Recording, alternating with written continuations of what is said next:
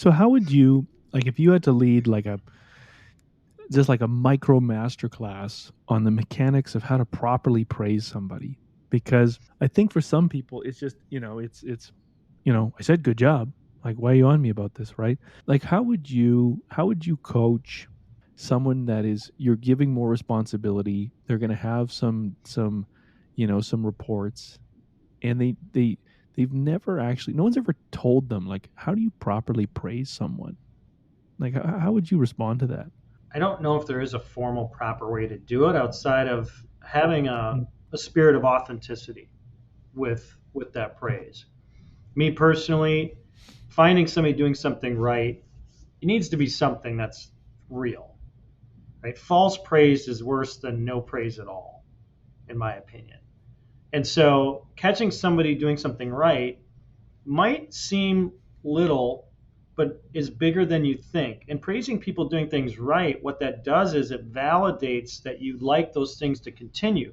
So if you're seeing things in your organization that somebody's doing really well with, and you want it to continue, it's a good bet. It's almost, frankly, it's almost a better bet to bet on praising that performance you want to see continue happening than it is to even address the performance that's not happening.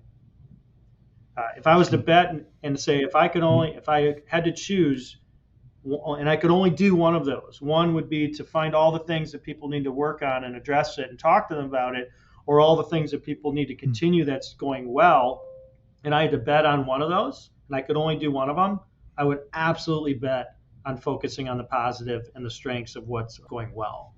And so finding those mm, little things, I think everybody's a little different. You got to understand a little bit about their personality.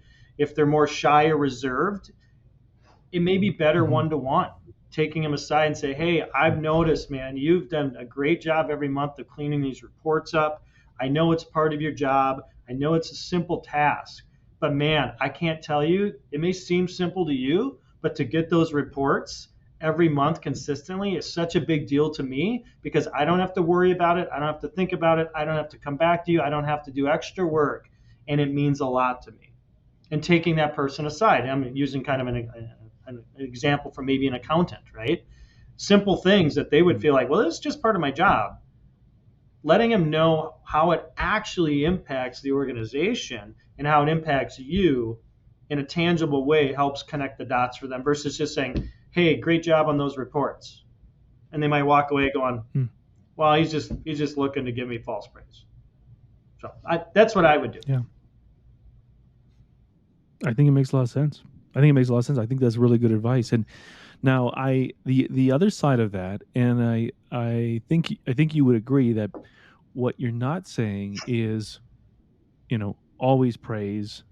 Um, there are times where there's some realignment. Yeah, sometimes when I think about culture building, I think about gardening, and I think about, when you garden, you prune and you weed. Um, and how do you think about pruning your culture and safeguarding your culture? And could you give us some practical examples of, Absolutely. things that you do? Absolutely. Well, for starters, for us, culture starts with knowing what kind of culture we have. What do we want? And having that somewhat defined, I think it's defined in your core values. For us, it's grit, growth, integrity, compassion, and respect. And so if you have those Mm, filters, it starts really in the interviewing process and the recruiting process to make sure you're looking for people who would align with those, for looking for people who mm, would align with introspection or whatever value is important to how the business is going to operate. Because if they don't and you have your culture, two things are going to happen. One, they're going to be unhappy because they don't fit the culture, or two, they will become potentially cancerous, not intentionally, but just who they are potentially, or a weed in your example, they become a weed in that garden. So there's the proactive approach, which you don't always get right. In fact, you're probably going to get right maybe 50, 60, 70% of the time, but that's better than zero if you don't take that proactive approach. And then the guarding of it is really, really important. I'll say it this way, I'll steal it from Gary Vee, but if you're not willing to fire your highest performer because they are killing your culture, then you're not a good leader. And so part of that is you got to be willing to take a perceived hit on results for performers potentially who are doing really well. One example, we had somebody, one of my longest employees, was with us 12 years, a year after we started the business, and we're in a leadership level in one of our service lines, and he was performing, but we'd continually get feedback from our adjusters that he was unapproachable, that he was you know, not very workable in terms of solutions, was very black and white in his approach. And more importantly, from the folks he was leading, we got a lot of feedback about how hard it was to work with this individual. And so we addressed it. We sat him down. We created a plan.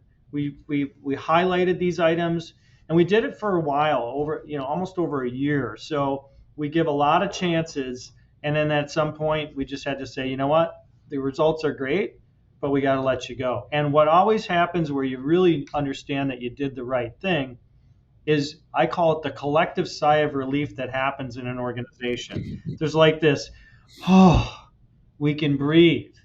And so the folks on Mm. that team was really, I mean, the energy that came out of that has now shifted that entire team's culture. One of the best team cultures we have is a sub team in the whole organization.